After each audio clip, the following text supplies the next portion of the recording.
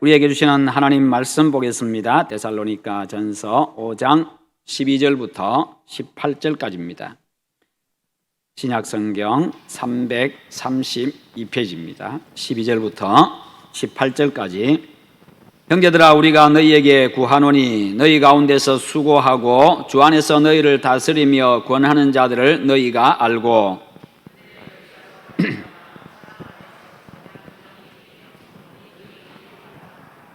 또 형제들아, 너희를 권면하노니 게으른 자들을 권계하며 마음이 약한 자들을 격려하고 힘이 없는 자들을 붙들어주며 모든 사람에게 오래 참으라.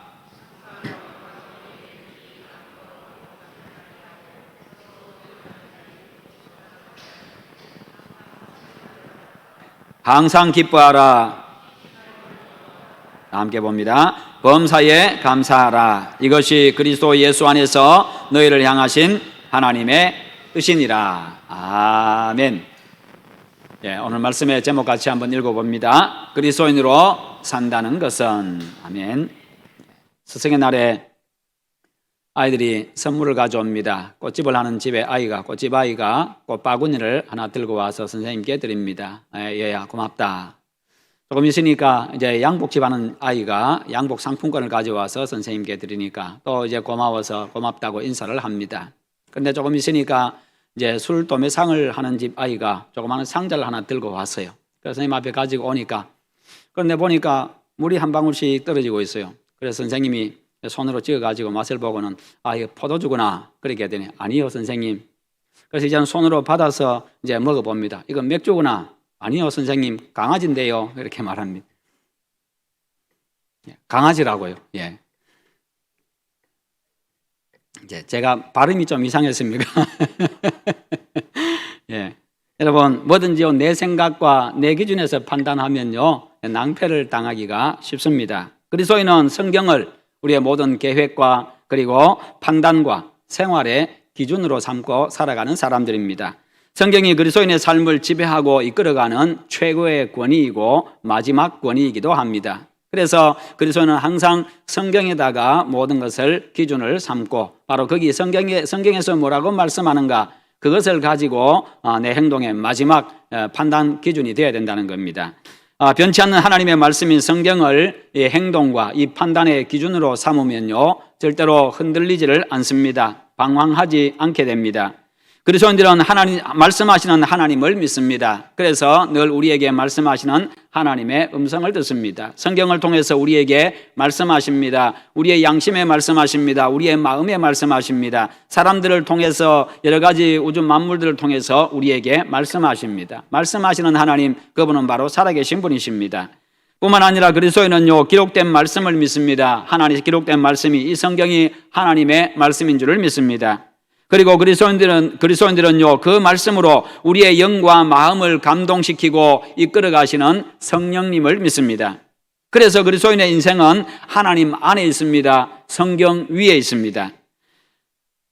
하나님의 다스림을 받고 성령님의 인도를 따라 성경 속에 나 있는 그 길을 걸어가는 사람들이 바로 그리스도인들입니다. 그러나 무신론자들은요 마치 나침반을 잃어버린 배와도 같습니다. 바람 부는 대로 물결 치는 대로 그냥 떠밀려 갑니다. 세상 흘러가는 대로 세상 풍조 따라서 그렇게 살아갑니다. 인생의 방향도 목적도 없이 그저 살아갑니다. 그냥 세상이 무엇을 중요하게 여기는지, 세상이 무엇을 보고 무엇을 추구하는지 그것 보고 자기도 그렇게 살아야 되는가 보다 하고 그냥 그렇게 쫓아갑니다. 그래서 이쪽에 화려한 게 보이면 이쪽으로 쫓아가고 저쪽에 좋게 보이면 저쪽으로 쫓아가고 그것이 일반 사람들의 모습입니다. 왜 그렇습니까? 그것은 하나님을 부정하기 때문입니다. 하나님의 왕 되심, 하나님의 주인 되심을 부정하기 때문이고 하나님을 거부하기 때문입니다. 그래서 성경을 받아들이려고 하지 않습니다. 성경을 하나님의 말씀으로 인정하려고 하지도 않습니다. 성경적인 삶을 살아가려고도 하지를 않습니다. 풍랑이 일 때에 닷줄이 끊어진 배와도 같은 겁니다. 풍랑이 일수록 이 배는요 이 닷줄에 튼튼한 닷줄을 매가지고 닻을 내려야 됩니다. 그런데 일반 사람들은 그렇지 않습니다. 닷줄이 끊어진 배와도 같은 겁니다. 거기다가 풍랑이 일고 있습니다. 그러니 언제 침몰할지 모릅니다. 인간의 삶에서 창조주 하나님이 없으면 인간의 존재 의미와 가치와 목적을 상실하게 되는 겁니다. 인간은요, 하나님에 의해서 왔고 하나님이 주인이기 때문입니다. 그래서 하나님께서 말씀하시고 하나님이 만드신 그 목적에 따라서 그 방향으로 그 목적을 향해서 나아가야 될 사람들입니다. 그래서 하나님을 잃으면 가장 중요한 것을 잃은 것이요, 하나님을 잃어버리면요, 모든 것을 잃어버린 것과도 같은 겁니다. 인간이 하나님을 떠나면은 자기 자신이 의미가 되고 자기가 목적이 되고 자기가 주인이 되고 맙니다. 자신이 전부가 됩니다. 자신이 하나님이 되는 겁니다. 그냥 자신을 믿고 살아갑니다. 자신의 지혜를 믿고 자신의 능력을 믿고 자신의 경험을 믿고 자신이 가진 것을 믿고 자신의 건강을 믿고 그렇게 살아갑니다. 그러나 그 모든 것들은요, 바람에 흔들리는 물결과도 바람에 흔들리는 갈대와 같고 요동치는 물결과도 같은 겁니다. 그냥 그것은요, 영원한 가치가 아닙니다. 흔들리지 않는 가치가 아닙니다. 언제 사라질지 모르는 것들입니다. 언제 그것이 나를 해야 할지도 모릅니다. 여러분, 권력이 나를 위하는 것 같지만 내가 권력을 가지고 있을 때에 그것이 전적으로 나를 위하지는 않습니다. 내가 어떻게 사용하느냐에 따라 가지고 어떤 목적으로 어떤 의미를 가지고 사용하느냐에 따라 가지고 나를 해하기도 한다는 겁니다. 권력 때문에 망하는 사람이 얼마나 많습니까? 권력을 가지지 않았으면 망하지 않을 사람이 권력 때문에 망하는 사람이 굉장히 많습니다. 권력을 가지지 않았으면 수치를 안 당할 건데 권력 때문에 수치를 당하는 자들이 얼마나 많습니까? 세상의 모든 것은 다 그렇습니다. 흔들리지 않는 것은 오직 하나님의 말씀, 이 성경의 가치입니다. 그러니까요, 항상 자신의 이성과 지성과 감성을 모든 판단과 행동의 기준으로 삼고 살아갑니다. 자신만 믿고 삽니다. 그래서 자기 지식과 경험에 맞지 아니하면 믿으려고 하지를 않습니다. 인정도 하려고 하지를 않습니다. 그러다 보니까 그 수준을 벗어나지를 못합니다. 실수와 실패를 반복하는 그런 어리석음을 범하게 되고 마지막에는 후회만 남는 그런 인생을 삽니다. 또한 하나님이 없기 때문에 운명론에 젖어 사는 사람들이 참 많습니다. 목적이 없기 때문에 생명보다 영적인 것보다 정신적인 것보다도 물질을 우선으로 생각합니다. 거기에 인생에 불행이 있습니다. 오늘 성경은요, 하나님의 백성들인 우리 그리스도인들이 추구해야 될 것을 말씀하고 계시는데요, 참으로 아름답고 고상한 가치를 가진 것들입니다. 12절과 13절을 우리 다 같이 한번 읽어보겠습니다. 12절과 13절입니다. 시작. 형제들아, 우리가 너희에게 구하노니 너희 가운데서 수고하고 주 안에서 너희를 다스리며 권하는 자들을 너희가 알고 그들의 역사로 말미암아 사랑 안에서 가장 귀히 여기며 너희끼리 화목하라. 아멘. 지도자의 존재를 인정하고 그들의 가르침을 따라서 사랑 안에서 서로 가장 귀하게 여기고 너희끼리 화목하라, 이렇게 말씀하고 있습니다. 지도자의 지도를 받으면서요, 그 다음에 사랑 안에서 그리스도의 사랑을 가지고 그 사랑이 기본이 되어 가지고 그 사랑의 동기를 가지고 서로를 귀하게 여겨주고 그러면서 화목하게 너희끼리 서로 화목하라. 이게 바로 교회 공동체의 모습입니다. 이게 바로 교회의 모습이죠. 그리스도인들이 살아가는 삶의 모습입니다. 우리가 그리스도인으로 사는 것은 바로 항상 사랑의 동기로 서로 귀하게 여겨주고 서로 화목하게 살아가는, 이것이 그리스도인의 모습입니다. 여기서 강조하고 있는 것은요, 개인이 아니라 공동체를 강조하고 있습니다. 성경은 개인의 인격을 존중합니다. 한 사람 한 사람을 가장 소중하게 여깁니다. 그러나 개인주의를 강조하지는 않습니다. 공동체를 강조합니다. 한 사람 한 사람을 가장 소중하게 여겨주고 천하보다 귀한 존재로 여길 뿐만 아니라 그 한 사람 한 사람이 모여있는 그 공동체, 사랑의 공동체를 이룰 것을 말씀합니다. 성부 하나님도요, 성부, 성자, 성령 공동체로 존재하십니다. 그렇게 한 분 하나님으로 존재하십니다. 오순절에 성령이 임했을 때도 한 개인이 아니라 모여있는 120명의 성도들에게 공적으로 임했습니다. 공동으로 임했습니다. 교회의 존재 양태는요, 언제나 공동체입니다. 교회라고 하는 이 말 자체가 바로 공동체라는 의미를 가지고 있습니다. 모임이라는 의미지요. 교인들의 모임. 이 가난한 사람과 부자, 건강한 사람과 병든 사람, 그리고 가진 사람과 못 가진 사람, 힘 있는 자와 없는 자, 많이 배운 자와 배우지 못한 사람, 모두가 함께 모여가지고 그리스도의 몸을 이루고 있는 하나의 공동체, 한 몸 공동체입니다. 이게 바로 교회입니다. 그래, 이렇게 교회는요, 함께 더불어 살아가는 그런 공동체지요. 서로 다른 다양한 종류의 사람들이 모여 있지만 한 몸이라는 겁니다.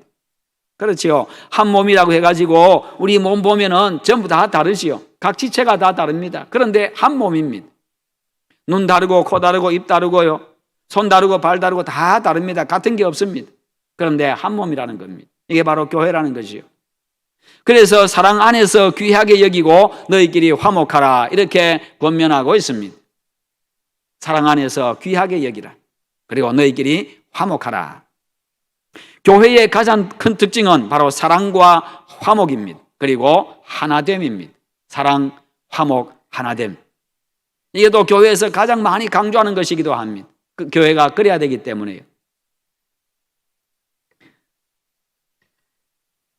사랑으로 서로 귀하게 여기고 화목하여서 모두가 하나 된 그런 아름답고 행복한 그런 우리 교회가 되기를 축원합니다. 우리가 이렇게 서로 사랑을 이야기하고 화목을 이야기하고 하나됨을 이야기하고 그러면서 그것을 추구해서 한 방향으로 그렇게 나아가야 합니다. 우리가 말하는 것들을 부도내지 아니하도록 그냥 이제 헛말이 되지 아니하도록 우리가 각자가 힘쓸 때에 그런 교회가 될 수가 있습니다. 이어서 14절에서는요, 공동체에서 지켜야 될 원칙을 말씀하고 있는데요. 우리 14절 말씀을 또 다 같이 한번 읽어봅니다. 시작. 또 형제들아 너희를 권면하노니 게으른 자들을 권계하며 마음이 약한 자들을 격려하고 힘이 없는 자들을 붙들어주며 모든 사람에게 오래 참으라. 아멘. 이게 공동체에서 이것이 이루어져야 한 몸 공동체로서 이루어갈 수 있고 한 몸 공동체로서 거기서 행복을 느낄 수 있고 평안을 느낄 수 있고요. 그럴 수 있습니다. 이게 바로 공동체에서 지켜야 될 원칙, 각자 지켜야 될 원칙입니다. 게으른 자들을 권계하며 마음이 약한 자들을 격려하라. 힘이 없는 자들을 붙들어주라. 모든 사람에게 오래 참으라. 교회 안에는 이런 사람들이 다 있다는 겁니다. 이런 사람들이 다 모여 있다는 거예요. 다 부지런한 사람만 있는 게 아닙니다. 좀 게으른 사람도 있습니다. 다 열정적인 사람만 있는 게 아닙니다. 좀 식어진 사람도 있습니다. 열정이 좀 약한 자들도 있습니다. 다 건강한 사람만 있는 게 아니고요. 병든 사람도 있습니다. 여러 종류의 사람들이 다 모여 있습니다. 그런데 여기에 그 어떤 부분에서도요, 그런 사람에 대해서 비난하고 비판하라는 말씀이 없습니다. 교회 안에는 이렇게 많은 사람들이 있고요. 또 여러 종류의 공동체가 있습니다. 구역이 있습니다. 기관이 있습니다. 각종 봉사팀들이 있습니다. 전도팀도 있습니다. 거기에는 나와 생각이 같은 사람도 있고 비슷한 사람도 있고 다른 사람도 있습니다. 아주 다양하게 존재합니다. 게으른 사람이 있습니다. 마음이 약한 사람이 있습니다. 힘없는 사람이 있습니다. 게으른 사람을 사랑으로 충고하고 권면해가지고 바르게 세우라 이렇게 말하고 있습니다. 비난하고 비판하는 것이 아니라 사랑으로 충고하고 권면해가지고 그를 바로 세우라. 이것이 바로 권계하라 그 말입니다. 마음이 약한 사람을 격려해서 용기를 주라고 이야기합니다. 힘없는 사람들을 붙들어 일으켜주라. 그런 사람들을 외면하고 따돌리고 그냥 우리끼리만 있는 것이 아니라 그런 사람들 다 용기를 주고 세워 일으키고 붙들어서 일으켜 세워주고 그래서 함께 나아가자. 그렇게 말하고 있습니다. 모든 사람을 귀하게 여기고 서로 세워주라는 겁니다. 그래야 건강하고 아름다운 믿음의 공동체가 될 수가 있기 때문이죠. 이것이 바로 성도들이 교회 안에서 지켜야 될 원칙들입니다. 자세들입니다. 권면과 격려와 도움과 오래 참음으로 서로 존중하고 세워주고 건강하고 아름답고 행복한 그런 우리 여수성록의 공동체를 만들어 가시기를 축원합니다. 그리고 15절 말씀을 또 다 같이 한번 읽어봅니다. 15절입니다. 삼가 누가 누구에게든지 악으로 악을 갚지 말게 하고 서로 대하든지 모든 사람을 대하든지 항상 선을 따르라. 아멘. 이 말씀에서도 개인적인 삶을 이야기하지를 않습니다. 서로 맞는 코드의 건반을 누르면요, 이 아주 소리가 잘 조화되어서 아름다운 소리가 납니다. 그래서 도미솔밤 도파라밤 시레솔밤 누르면은 이게 다 소리가 아름답게 조화되어 가지고 소리가 나는데 그 맞지 않는 음반을 누르면요, 맞지 않는 걸 같이 누르면은 아주 이상한 소리, 괴로운 소리가 들립니다. 사람을 고통스럽게 합니다. 그처럼 교회 공동체도요, 주님께서 요구하시는 것들을 실행해 나갈 때, 함께 이와 같은 것을 실행해 나갈 때 아름다운 공동체가 탄생합니다. 우리는 그런 아름다운 공동체를 만들어 가고 있는 연주자들입니다. 13절에 사랑 안에서 가장 귀히 여기며 너희끼리 화목하라. 14절에 게으른 자들을 권계하며 마음이 약한 자들을 격려하고 힘이 없는 자들을 붙들어주며 모든 사람에게 오래 참으라. 15절에 악으로 악을 갚지 말게 하고 서로 대하든지 모든 사람을 대하든지 항상 선을 따르라. 이것이 그리스도인들이 가져야 될 자세이고 교회의 참모습이라는 겁니다. 나의 그런 모습을 보고, 우리 구역의 그런 모습을 보고, 우리 교회의 그런 모습을 보고 사람들은 하나님을 느끼게 되는 겁니다. 우리가 전도하기 전에 사람들이 나와 구역과 우리 교회를 보고 하나님을 느낄 수 있도록 만들어 주어야 합니다. 저 교회는 참 행복한 교회 같아. 저 교회는 정말 행복한 교회, 건강한 교회 같다고. 저런 교회는 한번 다녀볼 만해, 한번 다녀보고 싶다고 그렇게 사람들이 생각할 수 있도록 우리가 일상생활 속에서 각자가 그런 모습으로 살아가고 교회에 모였을 때는 그렇게 하고, 그렇게 하면요 나가가지고 자연스럽게 여러분들은 사람들 앞에 간증할 겁니다. 고백하면서 살아갈 겁니다. 우리 교회 한번 와봐. 우리 교회가 얼마나 행복한지 알아? 우리 교회면 천국 같아. 그렇게 자연스럽게 누가 시키지 않아도 나가서 교회 자랑하게 되어 있습니다. 얼마나 행복한지, 교회에 오면 얼마나 좋은지. 그냥 매일매일 주일이었으면 좋겠어. 매일매일이 주일이었으면 좋겠어. 그렇게 다들 이야기하기 그러십니다. 하나님이 계심을 사람들이 영적으로 느껴야 합니다. 내 얼굴을 보고 사람들이 예수님을 느껴야 합니다. 그래서요, 그리스도인들의 말과 생각과 행동과 마음과 경제생활, 돈 씀씀이는요 달라야 합니다. 그래야 사람들이 예수님을 느끼게 됩니다. 저 사람이 말하는 거 보니까 우리하고 다르다. 저 사람의 생각 자체가 우리하고 달라. 우리하고는 뭔가 차원이 다르고 범위가 다르고 마음 씀씀이가 다르고 돈 씀씀이가 달라. 그리스도 안에서 우리는 모두 하나라는 사실, 한 공동체라는 사실을 기억하고 하나님을 느끼고 하나님을 체험할 수 있는 그런 우리 교회를 만들어갈 수 있기를 축원합니다. 이어서 16절에서 말씀합니다. 항상 기뻐하라고 말씀하지요. 항상 기뻐하라. 이 말씀을 가장 잘 해석한 것이 빌립보서 4장 4절과 7절입니다. 4절부터 7절입니다. 우리 같이 한번 읽어봅니다. 시작. 주 안에서 항상 기뻐하라. 내가 다시 말하노니 기뻐하라. 너희 관용을 모든 사람에게 알게 하라. 주께서 가까우시니라.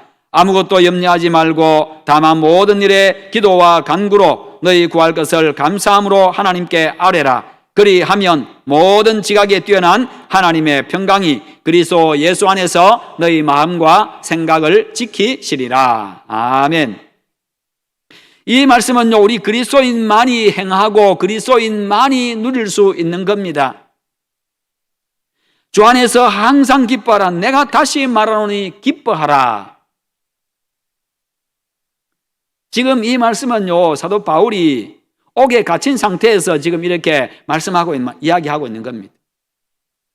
자신은 지금 원망하고 불평하고 지금 죽을 상하고 있으면서 성도들 앞에 편지를 쓰면서 빌립보 교회 성도들한테 편지 쓰면서 주 안에서 기뻐하라. 내가 다시 말하노니 항상 기뻐하라. 그렇게 말할 수 있겠어요? 아니잖아요. 내가 지금 죽을 지경인데 너희들은 지금 가만히 있냐? 서명이라도 해가지고 탄원서라도 좀 제출해라. 내가 지금 누구 때문에 이렇게 갇혀 있는데 그렇게 하지요. 일반적으로 원망하고 불평하면요. 그런데 그러지 않습니다.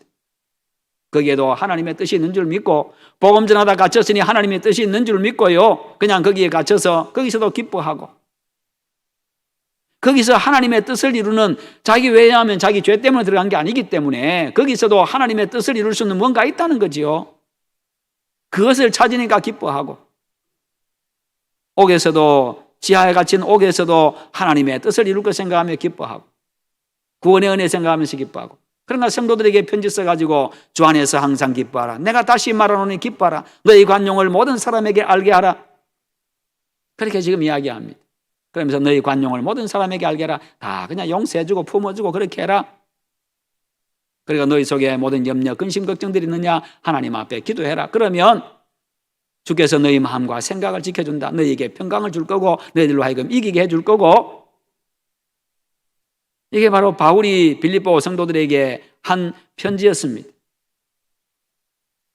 여러분, 그리스도인만이 이렇게 할 수가 있습니다. 하나님의 뜻을 아는 자, 그리스도 안에 있는 자, 하나님을 믿는 자. 그래서 주 안에서라고 말씀하고 있습니다. 주 안에서.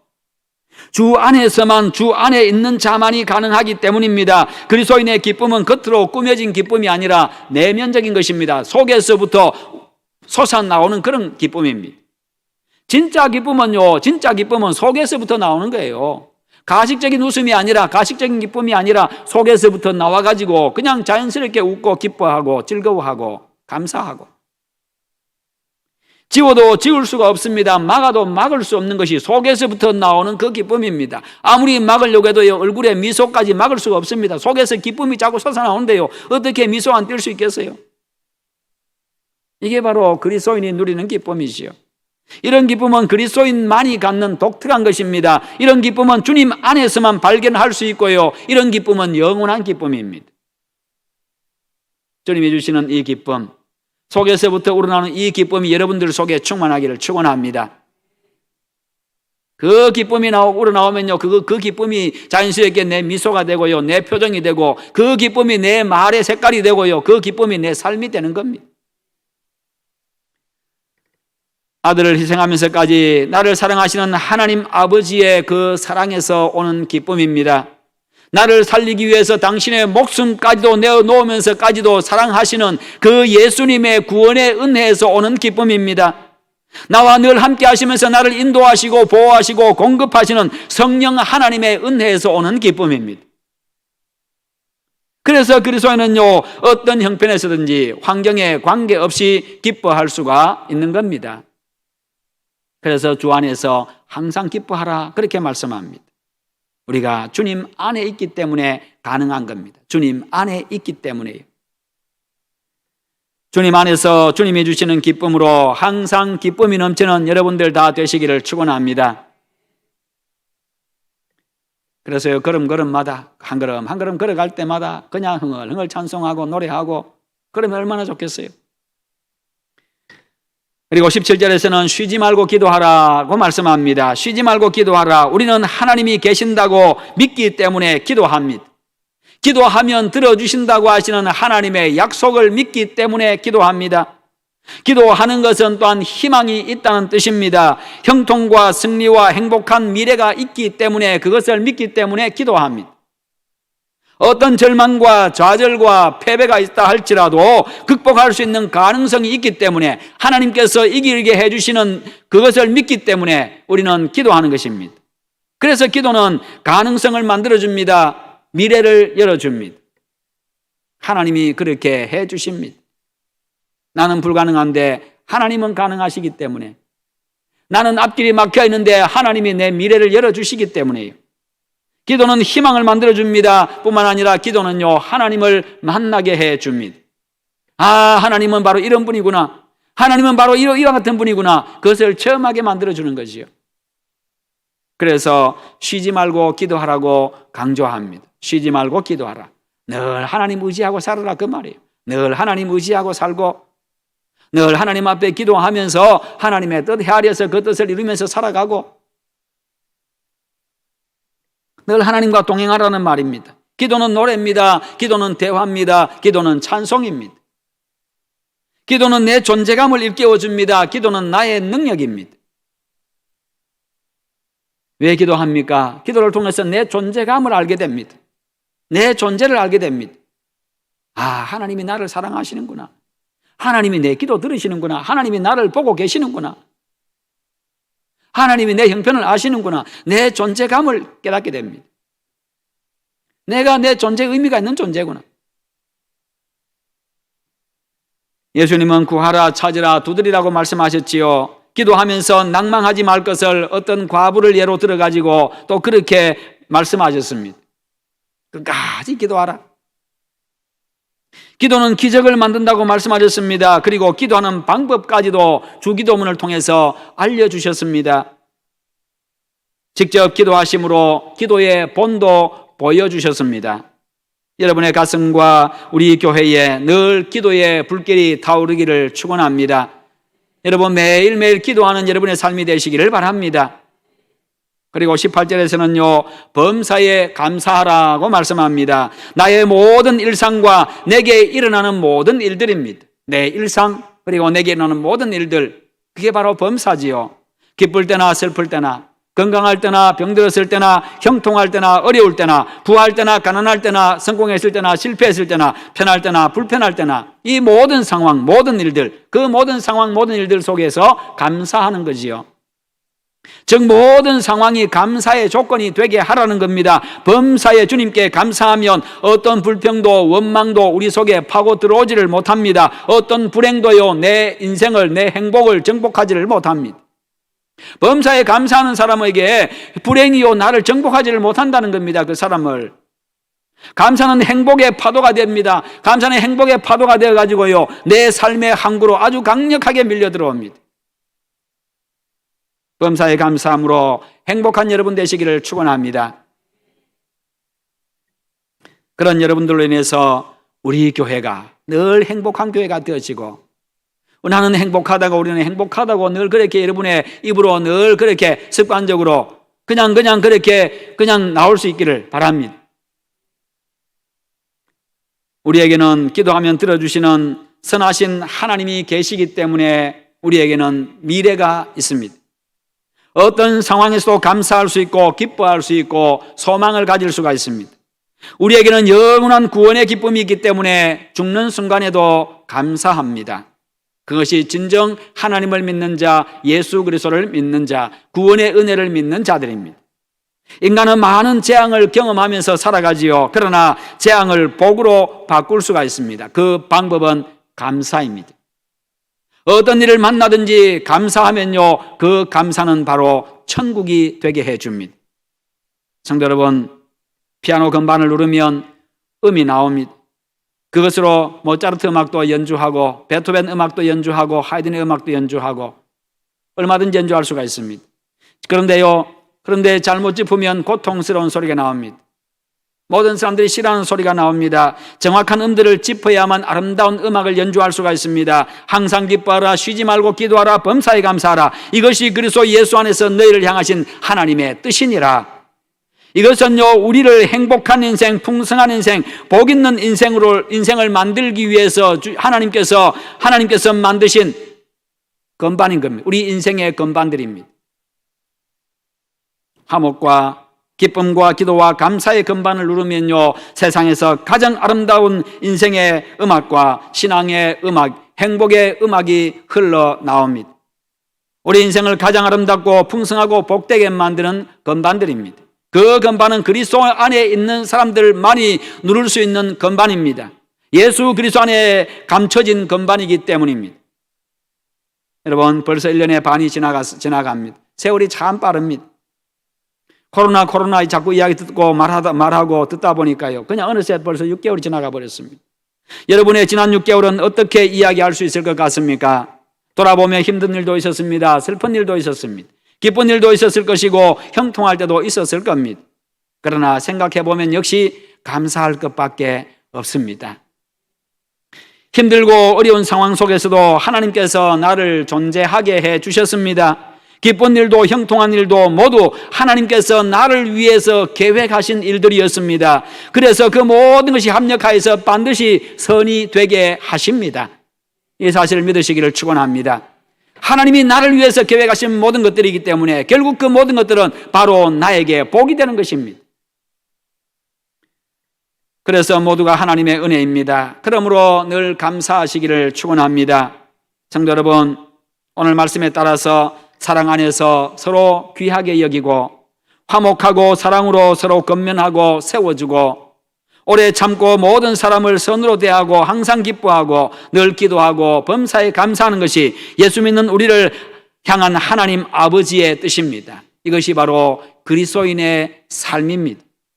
그리스도인으로 산다는 것은 나 자신과 환경과 지식과 경험과 감정과 내 의지와 상식을 뛰어넘는 삶입니다.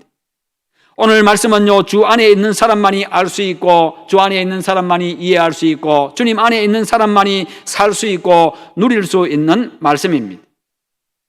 그것이 나를 사랑하시고 우리를 사랑하시는 하나님 아버지의 뜻입니다.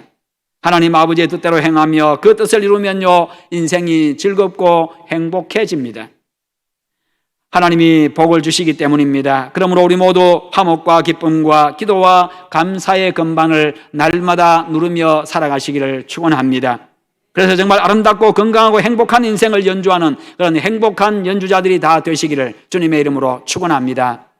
우리 한번 기도하십시다. 기도하실 때 하나님, 내가 그리스도인으로서 하나님께서 나에게 요구하시는 이 원리에 따라서, 이 원칙에 따라서 내가 살아가게 하시옵소서.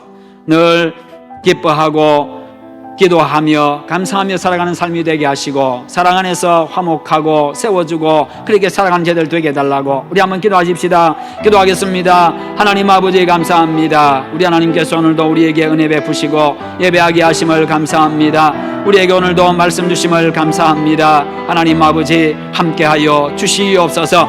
우리 하나님께서 우리를 구원해 주셨고 우리를 위한 위대한 계획들, 우리의 행복을 위하여 하나님 아버지 우리의 참으로 복된 인생을 위하여서 하나님께서 계획하신 일들, 하나님 아버지의 인생에 하나님의 다 실행하신 줄로 믿습니다. 그러기에 때로는 힘들고 어려운 일이 다가온다 할지라도, 슬픈 일이 다가온다 할지라도 하나님의 그 모든 것들로 말미암아 결국 나에게 복이 되게 하심을 믿고 믿음으로 하나님이여 늘 감사하며 기뻐하며 기도하며 살아가는 저희들 되게 하여 주시옵소서. 서로 하나님의 사랑 안에서 화목하게 하시고 서로 위로하게 하시고 세워주게 하시고 격려하게 하여 주시옵시고 서로 용납하게 하여 주시옵시며 서로 하나님 앞에 품고 살아가는 그런 하나님의 화목하고 행복한 그런 우리 성도, 우리 교회가 될 수 있도록 주께서 인도하여 주시옵소서. 아버지께서 함께 하실 줄 믿습니다. 오 주님 도와 주시옵소서. 감사합니다 주님. 오 주님 감사합니다.